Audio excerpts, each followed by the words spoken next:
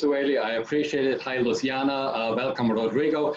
Let's start out with travel restrictions because this is really what my clients ask me most. And I think that's a very, very important distinction that we have to make. And that is you have to distinguish between COVID-19 related travel restrictions and immigration restrictions.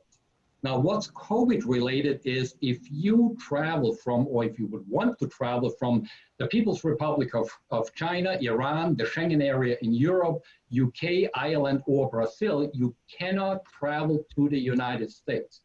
But please keep in mind that this travel ban is geographically restricted and has nothing to do with your nationality. So if you are a Brazilian national, for example, and if you are located in a country that does not have a travel restriction listed here, you can most certainly travel to the United States if in fact you have a visa. And all other travel restrictions are immigration related. You all know that since March 20th, there has been a complete suspension of routine visa services in all US embassies and consulates around the world, except if there is an emergency. And of course, what's an emergency? We don't know. What I can tell you though is we have some real life experiences, and I want to share one of those with you. I had a foreign national student on an F1 visa who traveled to his home country, and that home country did not have a travel restriction back to the United States. And his visa expired while he was in his home country, but he had not completed his studies in the United States yet. So he called the US consulate and they deemed that to be an emergency. They gave him an appointment and they issued a new F1 visa for this foreign national student so he could come back to the United States during the pandemic to continue with his studies stateside. More disturbing, though, than our embassies and consulates closing is the presidential proclamation, which has been enacted on April 22nd, and that basically suspended entry of all immigrants who present a danger to the US labor market during an economic recovery. So that would be anyone being issued a green card. And of course, there are always exceptions when we have proclamations like that. So this proclamation does not apply to persons who already had an immigrant visa issued prior to April 22nd. Anyone getting a green card because they're in the healthcare business, EB5 investors, which is of course something very, very important for Brazilian nationals, and then of course spouses and children of United States citizens. And if you're a member of the armed forces, you also do not come within those restrictions. Now, here's some interesting things. If you are in the United States and you are listening to this presentation today, if you have an ESTA, and I know Brazilians do not, but many Brazilians, for example, are Italian nationals, they are Spanish nationals and what have you, and you may have an ESTA. In that proclamation, it was said that all ESTAs are canceled. However, I have had reports from many of my clients that their ESTAs, in fact, have not been canceled. So if you have an ESTA in your passport, and if you happen to be in a non-travel restricted country outside the United States, you can actually travel to the United States. Now, if you happen to have an ESTA, a valid ESTA, and you are in Brazil, then the 14 days rule would apply to you, because from Brazil, we have travel restrictions. So you can't travel to the United States from Brazil. However, if you were to go to a country that has no travel restrictions to the United States, for example, Mexico, and you spent 14 days in Mexico, then you could travel as a Brazilian national who came from Brazil but spent 14 days in Mexico. You could travel to the United States from Mexico then.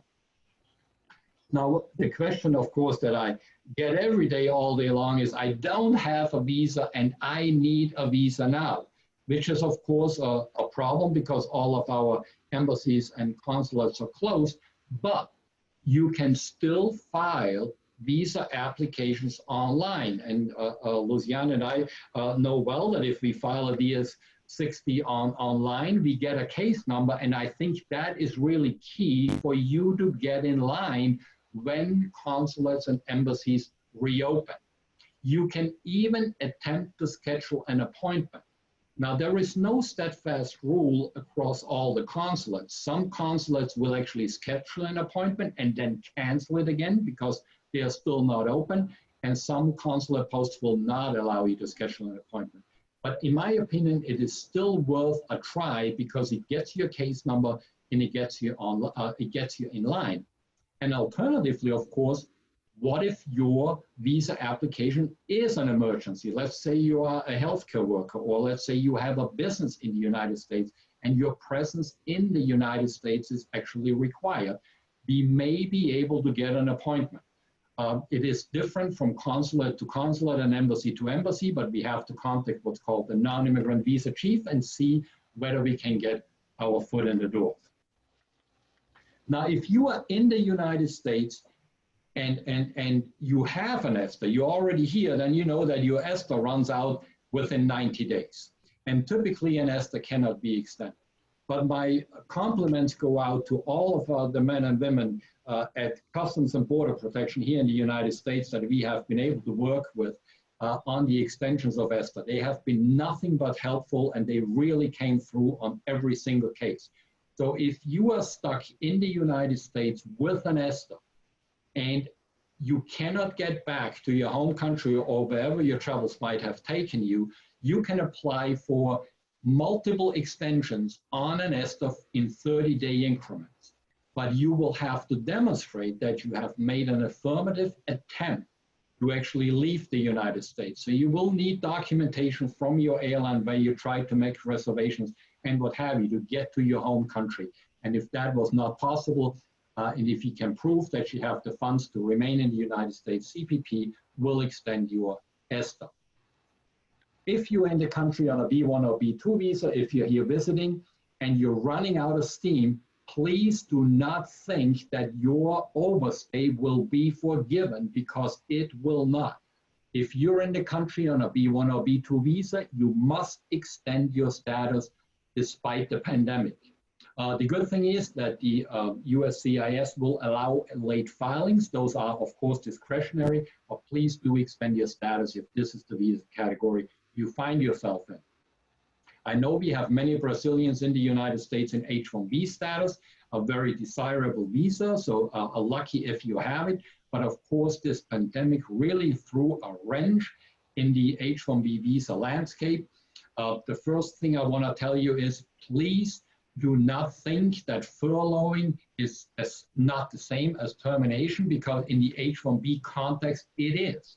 So if you are furloughed and you have an H-1B visa, for all intent and purpose, you have been terminated. Because if you're furloughed, you're not being paid. You still might receive some benefits from your employer, but that is not good enough to maintain H-1B status. Our lingo in immigration law means you have been benched, and that is something that cannot be done in H-1B status. If you are an H-1B employer and you have furloughed or terminated H-1B employees, you must notify the USCIS immediately. If you are an H-1B employee and you have been terminated or furloughed, you are in a 60-day grace period. So the date of termination is very, very important. And let me rephrase that. It's not really the date of termination. It's the date when your payments, when your wages actually stop. That will determine when you enter that grace period in H-1B. If you're working from home and you have an H-1B visa, watch out.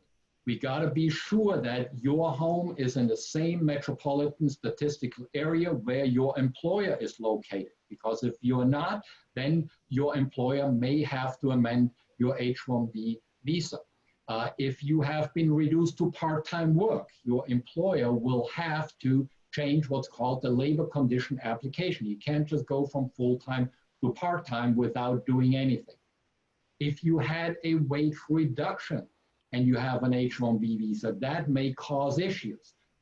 You should speak with your employer and your employer's immigration attorney whether there has to be an amendment to your application. Now, if you're an employer or an H-1B and you want to keep your H-1B visa, but you have been furloughed or terminated, you need to react within a 60-day time frame. And what employers can do, even on day 59, you can refile for that H-1B worker and bring him or her back, and that worker can wait until that H-1B is once again issued and does not have to leave the United States. Now, if you're in the United States in E1 treaty trader or E2 treaty investor status, there are two things I want you to watch out for. One is marginality, especially E2 visa holders. As you know, if your business only generates as much as you and your family require to sustain themselves, then you have a marginal business, and there is, of course, a possibility during this pandemic that your business is either shuttered or that you have reduced your business activities to such an extent that you might slither into marginality. So be careful with that. Another thing to point out in the E2 context is if you are eligible for PPP funds, please think twice about whether you are going to take these funds. Because as you know, as an E2 visa holder, you must have at least 51% equity in your own business. And if you take PPP funding, depending on how you got your original E2 visa, that PPP funding might throw you below the 50% required equity level. If you have an L1A visa, if you have an L1B visa, if you're an intra-company transferee, please understand the difference between salary reduction and job duties. The L1 has no rule on how much you have to be paid. So unlike the H-1B, if your employer has reduced your wages because you're in L1A or L1B, that is not going to jeopardize your visa. However, if your job duties have changed, it might. Because if you recall, when you got your L1A visa or your L1B visa, the job duties were one of the integral parts to even get that visa. So once those change, you have to be very, very careful not to violate your status. Another attractive thing we have within the L1A context in intra-company transfer is what's called the new office rule. And a new office is a business that has been doing business for less than 1 year. And if you have received your first L1A visa or L1B visa for that matter, as under the new office rules, the standard of proof was much lower than on a regular L visa. Now, there's a legal argument to be made that during this pandemic, if your business shuttered or if your business actually reduced activity and is not doing business, there's a legal argument to be made that you continue to qualify for a new office L on an extension because you have not been doing business for 1 year. So that could be an attractive circumstance when it comes to an extension for a new office. If you are in the United States as an F1 student, if you are in OPT or if you are in STEM OPT, please watch out for unemployment. As a student in OPT, you cannot have more than 90 days of unemployment, but you can change to part-time unemployment if you want to, or you could even volunteer if you were laid off. Because if you're laid off, that of course starts counting against your unemployment 90 days. But if you volunteer work counts towards your OPT time and not towards unemployment. It's important to note that if you are a STEM student, you cannot volunteer. You have to work and you have to be paid, although you can be reduced to part-time work. What about the USCIS? They have been closed. They have reopened on June 4th, so we are very pleased to report that. They have started with limited in-person interviews. There's, of course, social distancing and different rules now. We don't know how long it will take for the USCIS to catch up with all the appointments that have been stacking up, but the good news is they're open. They're also open for reduced InfoPass appointments. So if you require an InfoPass appointment, you can go ahead and try to make that appointment. I'm also pleased to report that the USCIS service centers continue to accept all applications as they always have, and they have not slowed down in their processing during the pandemic. In further good news, select premium processing has become available again, which is, of course, a good news for all H applicants and for all L1 applicants. USCIS, to my knowledge, is still waiving with signatures, which means we can provide electronic signatures or we can provide copies of signatures, which, of course, with social distancing and so many of us working from various locations and not coming to our offices, this is a big help. USCIS, for now, it's my understanding, continues to waive biometric appointments. If your biometrics have been taken previously, the USCIS will use those biometrics and will not call you for new appointments. And again, as I mentioned previously, they are accepting late filings, but that is discretionary. So if you're late in filing something, you're going to have to explain as to why you are late, and the reason why you're late has to be COVID-19 related. Well, now that I gave you all the good news, there's always, a flip side to the coin. And of course, the last proclamation, it was a bit of a headache. So now there may be new restrictions, and there may be new restriction coming as early as the 15th of this month. Some of you may recall in the last proclamation, the president gave an order that within 50 days, he wants recommendations from the Department of Homeland Security and from the Department of State whether anything can be done stateside to further reduce immigration or restrict immigration. Now, those are not, those will only affect non-immigrant visa workers. There will be no policy changes, but there could be potential regulatory proposals that will follow. There will be many, many exceptions, as there always are with these proclamations. But separately, there will be rulemaking that's already in the works on H-1Bs, on L1s, OPT, STEM, and so on, and the H-4 EADs. And I want to give you a little bit more detail on that. And here's what's going to happen. From what we understand, there are 5 separate areas of new restrictions. And what I've been hearing is there will be a proclamation. There will be a proclamation about the visas you see listed in the first line. And that will be temporary entry bars for all these visas. And those entry bars could be as long as 180 days, 90 up to 180 days. Please do take with a grain of salt what I'm saying. This is the grapevine telling us that. We have no confirmation of that, but that's what we think is coming. Now, there's a big difference between a proclamation and a regulation. The other 4 are regulations. So there's a regulation changing in the works, where they want to change OPT and STEM OPT, where OPT, that you can only get it if you graduated in the top 15% of your class. STEM OPT, they want to do away with it. They want to change regulations for H-1B requirements with filing fees up to $20,000 and rewriting what is a specialty occupation and what have you. There's a regulation out there wanting to rescind H-4 spouse work authorizations. I'm telling you that's likely going to happen. The first 2, I don't think they will. Then there's a regulation eliminating work authorizations for asylees, TPS, and refugees. Personally, I don't think that's going to happen.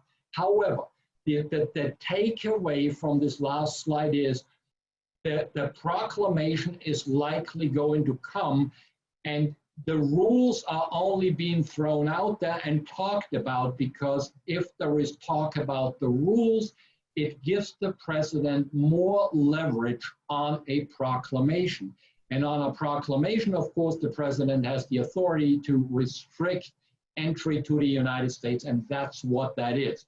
Now, is that going to come? We don't know. We hope not, but I think it is prudent for me to tell you that this is what we think is in the works.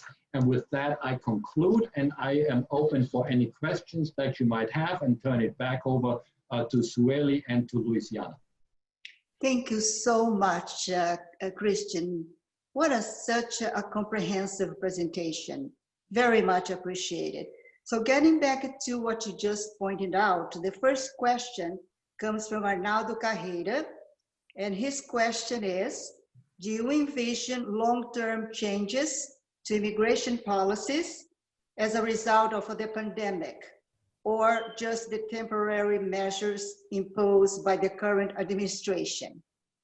I expect only temporary measures, Sueli, because, you know, we have tried to get comprehensive immigration reform since 2007, and we are still at, you know, it's now 2020 and nothing has happened. You know, our Congress appears to be useless on both sides. You know, they cannot agree on anything. So I don't think there's going to be anything long-term, but there will certainly be short-term changes because we already have short-term changes.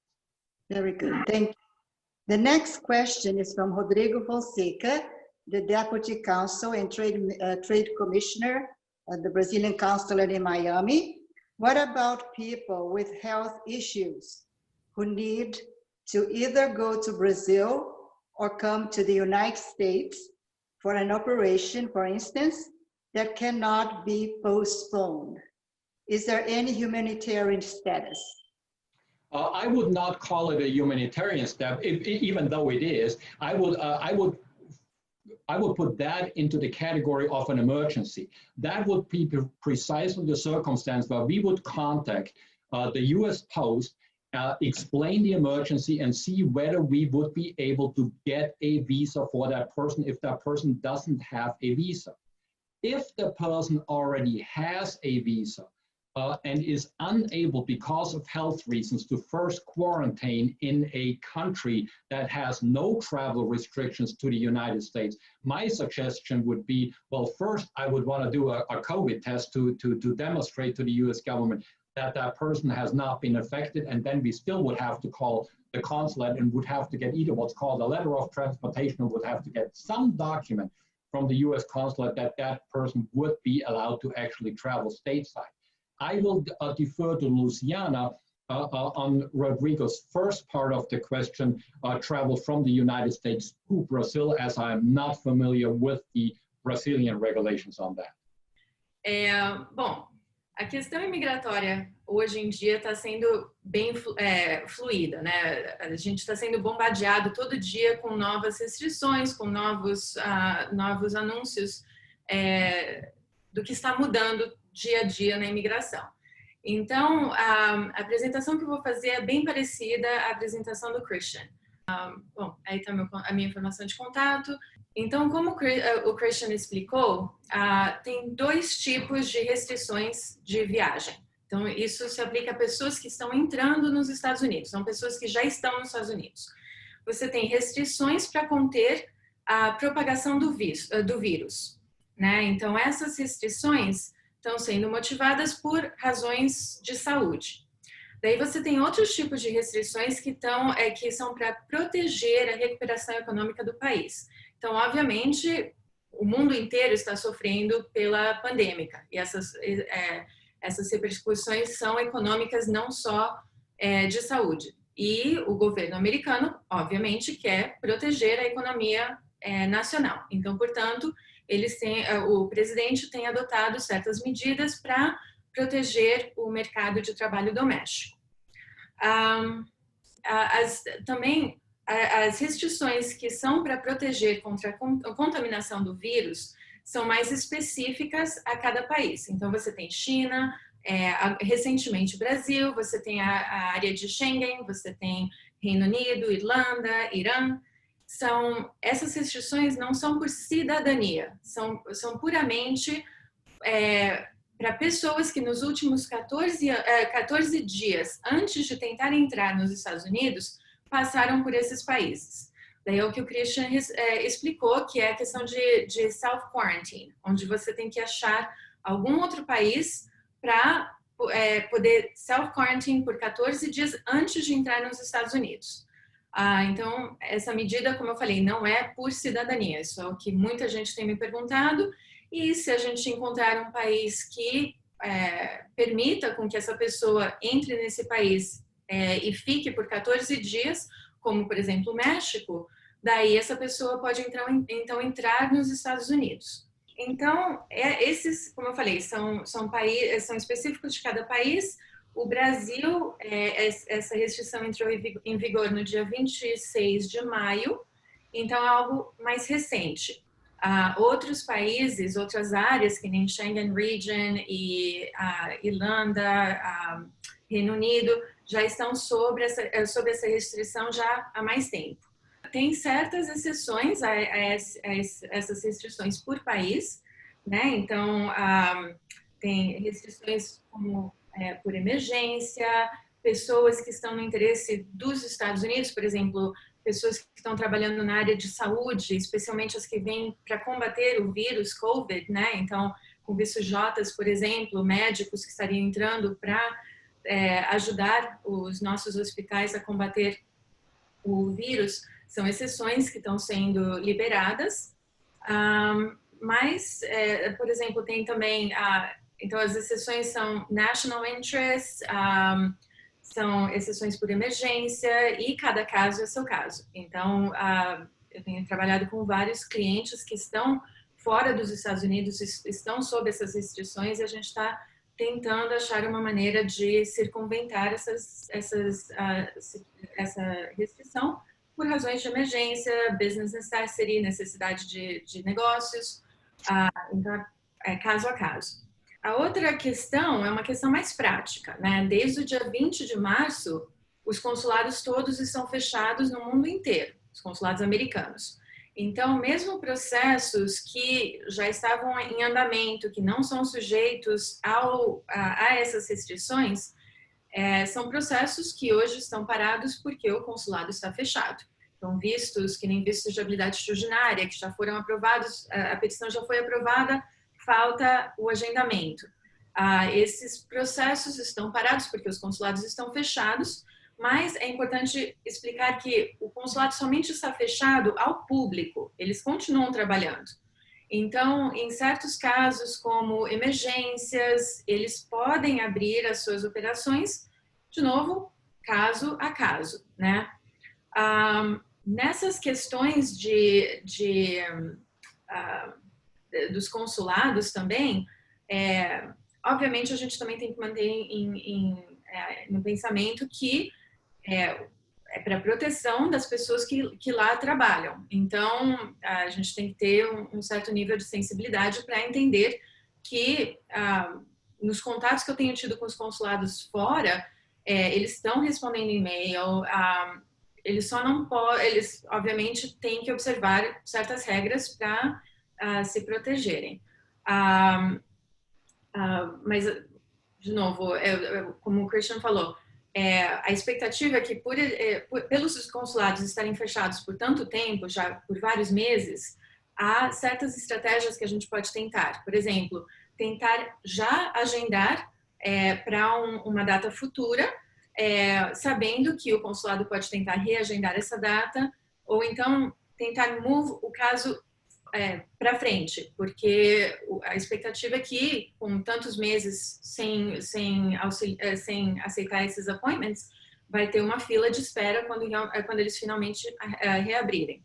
Então, tem certas coisas que a gente também está fazendo aqui no escritório para ajudar os nossos clientes para tentar movê-los para frente da fila quando realmente os consulados reabrirem. Então, agora tem a ver com a proclamação que é para proteger a recuperação econômica do país. Então, no dia 22 de abril, houve a proclamação do presidente Trump, falando que, para proteger a economia e o mercado de trabalho doméstico, ele estaria implementando certas restrições. As restrições, em termos práticos, até agora não tiveram muito impacto. Então, a restrição seria para pessoas que estariam na última etapa de conseguir o Green Card. Quer dizer, a gente já submeteu o argumento já foi aprovado pela imigração, o argumento já passou por todo o processo que a gente chama de consular processing, processamento consular, e está, assim, ao ponto de ser entrevistado. Esses casos estão parados, né? Então, esses casos mas também, de novo, os consulados são fechados, então, em termos práticos, não tem tido muita repercussão. Eu tive vários casos onde os meus clientes tinham acabado de conseguir o visto de imigrante, eles tinham sido entrevistados, tinham sido estampados o visto, mas ainda não tinham entrado para oficialmente virarem residentes permanentes nos Estados Unidos. Essas pessoas não foram sujeitas a essa restrição, entraram sem problemas, hoje tem o Green Card. Tem também várias exceções, então profissionais de saúde, investidores EB5. Eu achei interessante que essa proclamação especificou investidores de EB5 como uma exceção. Cônjuges, filhos de cidadãos americanos, se você tem família nos Estados Unidos, tem certas categorias de família onde essa restrição não se aplica. E, de novo, pessoas de interesse para os Estados Unidos, interesse nacional. Então, on a case-by-case basis, caso a caso, eles podem julgar se realmente há um mérito para fazer essa exceção. Então, outras restrições, como o Christian falou, então, esta é uma exceção à necessidade de visto para entrar no país. Se aplica para certos países. Tem brasileiros que têm esta, porque tem dupla cidadania com países que têm, que podem fazer o ESTA.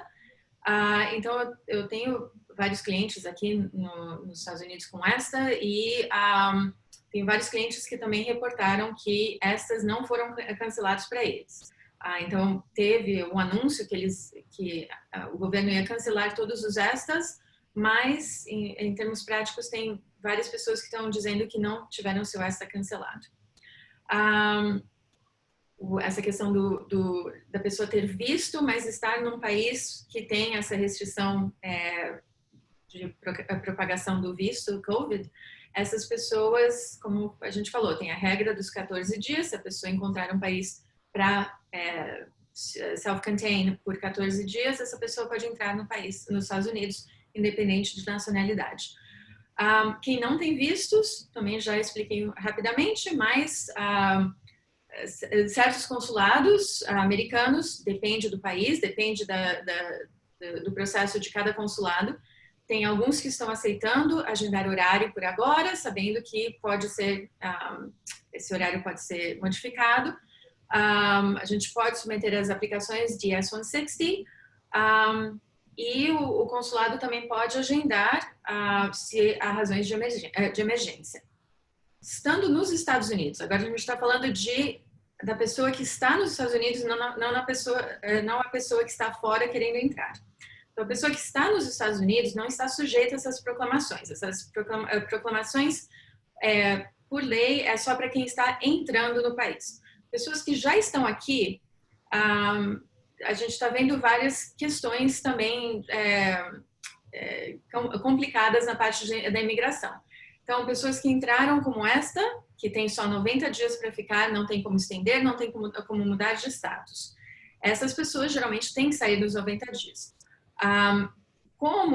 Pela situação que a gente está tendo hoje, essa pessoa pode ir no Deferred Inspections, no aeroporto, e pedir o que a gente chama de Satisfactory Departure. Então, Satisfactory Departure é uma extensão, basicamente uma extensão do ESTA por 30 dias. Então, aqui em Miami, o CBP está sendo bem cooperativo.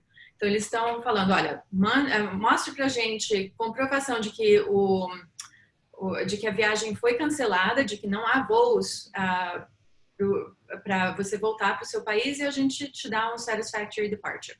Então, a gente não está tendo muito problemas com o CBP aqui em Miami, graças a Deus. São por 30 dias, então, passados esses 30 dias, se a situação continua, daí a pessoa pode ir e aplicar por mais uma extensão de 30 dias. B1, B2, também, isso é para quem entrou com visto, portanto, geralmente são 6 meses de estadia nos Estados Unidos. A pessoa tem que aplicar para estender o seu status nos Estados Unidos, não pode sair do país. Então, se a pessoa não aplica, a pessoa está ilegal no país. É importante aplicar, mas pode se justificar que pela situação a pessoa precisa de mais tempo para ficar aqui nos Estados Unidos.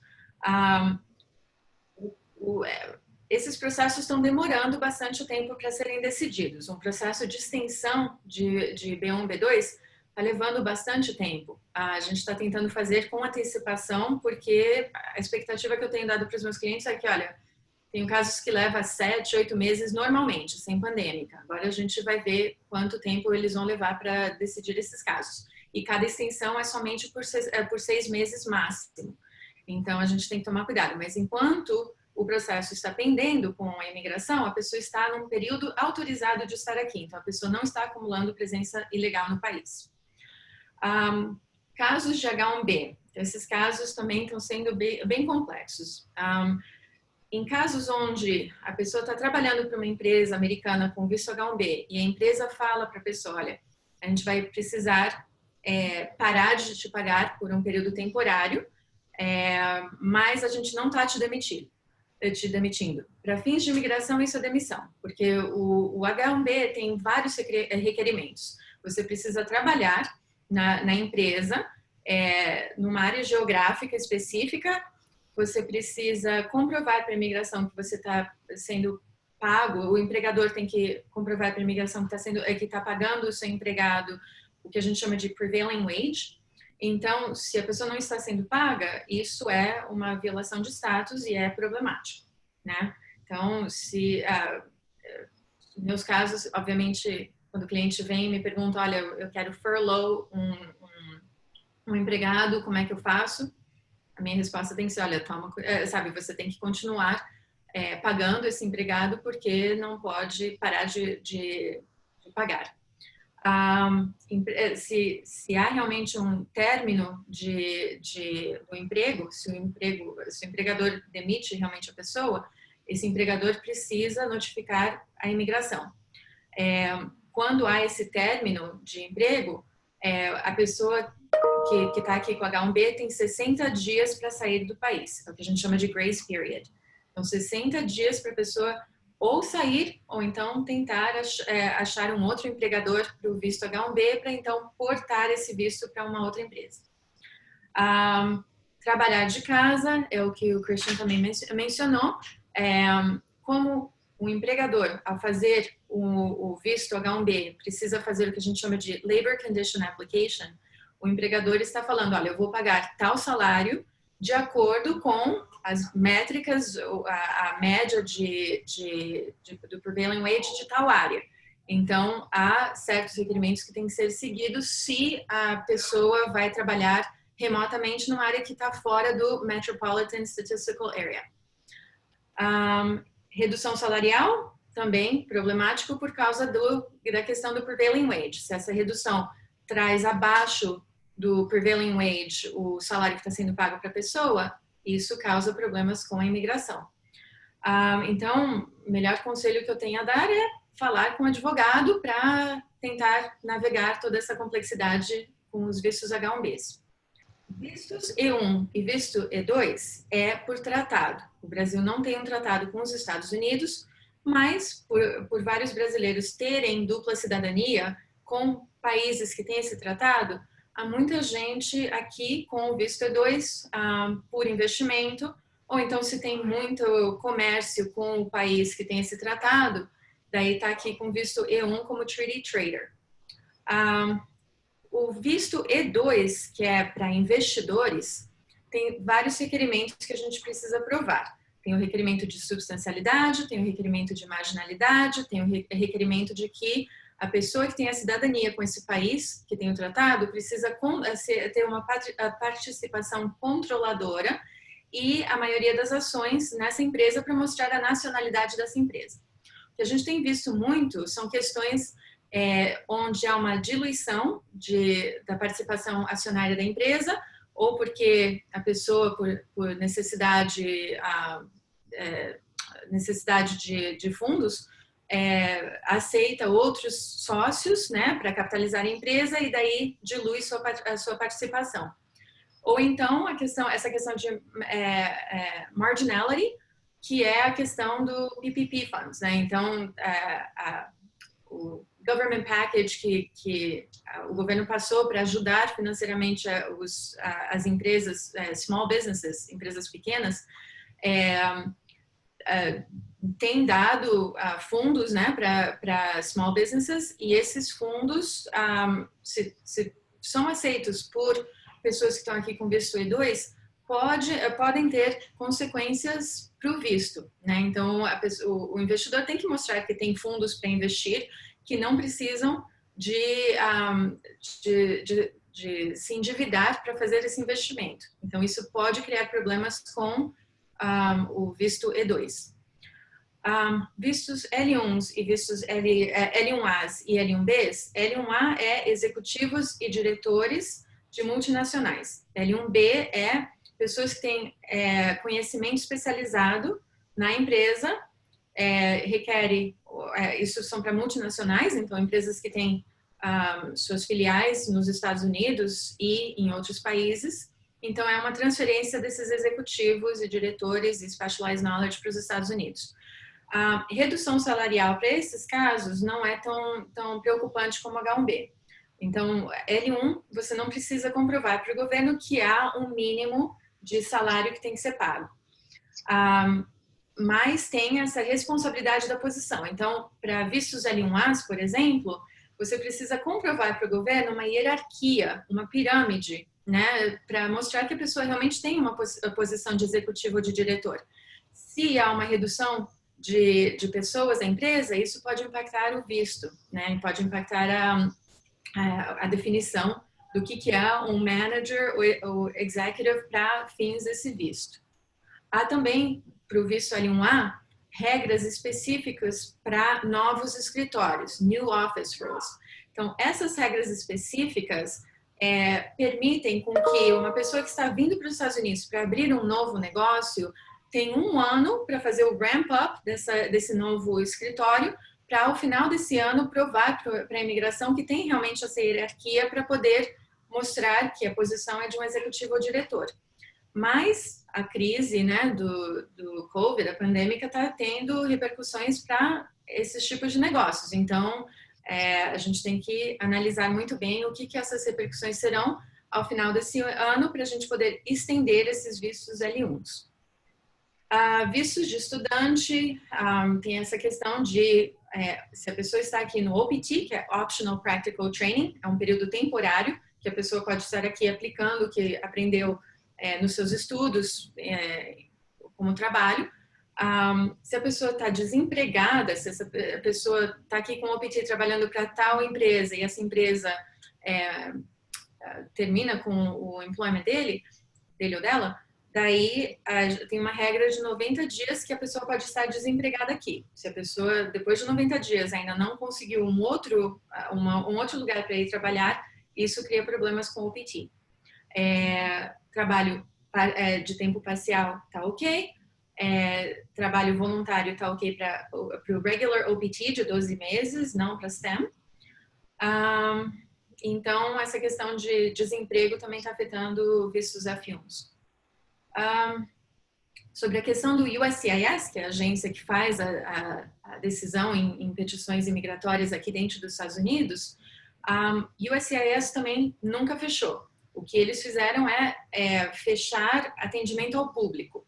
Então, nesses meses, eles têm, a gente tem mandado aplicações, a imigração tem feito decisões, às vezes até mais rápido do que normalmente fariam. Só que agora, na semana passada, dia 4 de junho, eles finalmente reabriram para o público. Então, vamos supor que eu tenho um caso de green card. Eu submeti o argumento para o meu cliente, esse argumento foi aprovado, só que antes de dar o green card, geralmente a política do governo entrevistar essa pessoa. Essa entrevista geralmente é no local office, no escritório local da imigração. Esses escritórios estão fechados, então eu tive vários clientes com audiência marcada que tiveram que ser cancelados. A imigração tem feito certas exceções. Então, por exemplo, eu tive um caso de um cliente com habilidade extraordinária que já tinha sido aprovado, só estava esperando essa audiência. Ele tinha essa audiência marcada, foi cancelada e hoje ele recebeu o green card. A imigração, em certos casos, está waiving o requerimento de entrevista e mandando o green card pelo correio. A mesma coisa para appointments de biometrics. Então, como parte do processo de green card, a pessoa precisa ir fazer a biometria nos local offices. A imigração está tentando recapturar essas biometrias no sistema deles. Então, se a pessoa já tem essa biometria feita em algum ponto, ou porque, não sei, ao passar pelo aeroporto, essas biometrias foram capturadas, talvez no consulado já foram capturadas. Se a imigração encontra essas biometrias no sistema deles, eles já estão seguindo em frente com o processo, não tem nenhum hold-up, e não estão nem exigindo que as pessoas vão nesses appointments de biometrics. Então, a imigração está realmente tentando continuar a ser eficaz, sabe, com a situação da pandêmica que a gente está tendo nos Estados Unidos. Eles também criaram vários procedimentos também para ajudar com a pandêmica. Então, por exemplo, antigamente, até antes da pandêmica, a gente precisava mandar assinaturas, tanto do advogado como do cliente, em original, as wet signatures, que a gente chama. Agora, eles estão aceitando assinaturas escaneadas, eles estão aceitando digital signatures. Eles só exigem que você mantenha o original para que, se mais tarde eles pedirem, a gente possa fornecer. Aceitação de submissões fora do prazo. Essa lei sempre existiu. A gente chama de non-proton applications. São para casos extraordinários. O que a imigração está fazendo obviamente, está falando, olha, COVID é uma situação extraordinária, portanto, aceitaremos submissões fora do prazo. Eles também estão sendo bem flexíveis para respostas a pedidos de evidências. Então, se eles mandam um pedido de evidências e dão um prazo X, passou-se o prazo X e a gente não teve a oportunidade de responder, eles têm manifestado bastante flexibilidade quanto a isso. E agora vem a questão de restrições imigratórias que estão sendo contempladas pelo presidente Trump, né? Então, isso basicamente não é nada oficial ainda, mas é algo que está sendo bastante debatido com o White House, com Board of Governors, com, sabe, várias agências high level e a expectativa é que o presidente Trump anuncie algo amanhã, que talvez entre em vigor a semana que vem, no dia 15 de junho, ou talvez um pouquinho mais tarde. Mas ainda estão debatendo o que seria a nova proclamação presidencial que está sendo esperada. Então, o que está sendo debatido é que essa proibição temporária vai ser estendida dos 60 dias iniciais, que é da proclamação anterior, será estendida por um período de 90 a 180 dias, que essa proclamação, então, seja para vistos temporários, como H1B, talvez o visto L ainda não sabemos, OPT, STEM OPT. Então, de novo, ainda está sendo negociado, a gente ainda não tem uma posição firme, mas é algo que está sendo contemplado. E, além da proclamação, que está sendo discutida agora, vistos Js e H2Bs, além do H1B e do L1.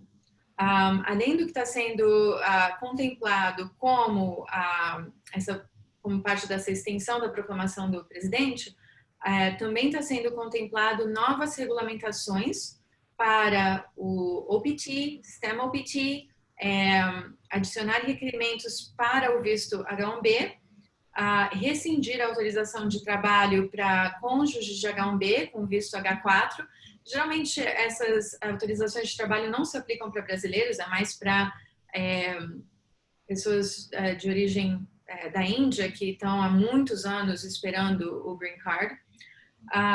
E também essa autorização de trabalho para asilo, para refugiados, para pessoas que estão aqui como Temporary Protected Status. Então, essas regulamentações também estão sendo contempladas. A questão de regulamentação é que, de novo, você tem proclamação presidencial que rege quem pode entrar no país. Daí você tem alterações à regulamentação, isso não pode ser uma proclamação, isso tem todo um procedimento onde tem que ter uma publicação do que seria essa nova regulamentação, tem um período de comentário e daí então seria implementar, daí tem um período de implementação da nova regulamentação. Então, assim, alterações da regulamentação não serão de noite para o dia, mas, de novo, parte do debate que está acontecendo aqui nos Estados Unidos para proteger essa recuperação econômica no país. Então, agora é mais as perguntas e respostas que as pessoas possam ter, mas, de novo, minha informação de contato, se alguém tiver mais perguntas que eu não consiga responder aqui, podem me mandar um e-mail, pode ligar para o escritório, estou aberta. Muito obrigada, Luciana. Que excelente apresentação a sua também. Muito obrigada. Nós temos perguntas, sim. Essa da Gabriela Macieiro, com relação ao PT. Caso o tempo tenha expirado, mas a pessoa não conseguiu se retirar do país, pois o voo foi cancelado. Uhum. Qual é o seu conselho para essa pessoa? Bom, eu não sei se eu estou entendendo bem a pergunta. A pessoa já terminou os 12 meses de OPT Isso. Okay. E não consegue viajar. O que eu faria para essa pessoa é uma mudança de status do OPT para o visto de turismo, para estadia como turismo, explicando a razão, que é que voos estão cancelados, que a questão de COVID tá bem problemática e, portanto, a pessoa pede um período adicional no país puramente a turismo, sem poder trabalhar, somente estando aqui temporariamente até poder voltar para o Brasil. Ótimo. Outra pergunta do Rodrigo Fonseca. Você acha que a política imigratória restritiva que está em vigor poderá ser revista após eleições em novembro? Quando a gente entra no tema político, aí já é meio difícil responder, né? Então, de novo, essa política restritiva tem a ver com protecionismo, proteção do mercado de trabalho doméstico, né? Essas proclamações têm que ser restritas, têm que ser narrow in scope. Você não pode só, sabe, falar, olha, não vamos mais deixar entrar ninguém no país, porque isso é muito restritivo e eu acho, na minha opinião, abriria as portas para vários casos de litígio. Mas se há uma justificativa realmente, daí essas proclamações podem continuar. Olha, a gente já passou por muitas crises, eu nunca vi políticas tão restritivas. Eu estava falando com a Sueli um pouco antes da reunião, e assim, quando a gente passou por 2008, onde teve que ter resgate de bancos como Citibank, sabe, como General Motors, sabe, onde a economia estava sofrendo, a gente nunca viu esse tipo de restrições. Então, tem um aspecto político que pode, com certeza, mudar em novembro, né? A questão é que a gente tem que lidar com a situação que existe agora. Então, agora a gente tem que ser muito criativo. The question, Christian, has to do with the current policy, immigration policy. If you envision any change after the election in November in the USA? Well, I think we can only be hopeful on that. You know, I truly believe that there are good ideas on both sides, whether you're a Democrat or Republican or an independent. Unfortunately, we have such an impasse in our Congress at this time where the left has moved too far to the left and the right has moved too far to the right. And so there is no compromise on anything. And it will certainly take compromise to get anything done in immigration comprehensively. And we've had several attempts. You know, if you go back to 2007, this was the first big thing. You know, I think at that time it was the Gang of Eight. There were the same consensus in both the House and in the Senate, and then it still got killed in the House. So that was under a Republican administration at the time, under the younger Bush. Then the next big attempt was in 2012 with the Obama administration, and Mr. Obama at the time had the House and the Senate, and also couldn't get anything done. And it went on and on and on. And so it seems to me that we cannot get comprehensive immigration reform because we can't agree on anything.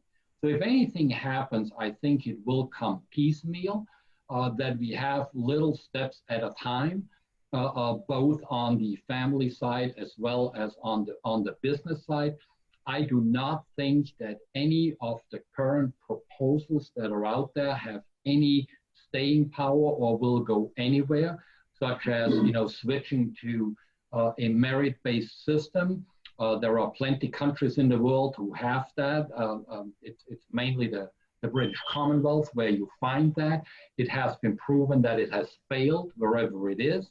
So I don't think that this is something that should be done.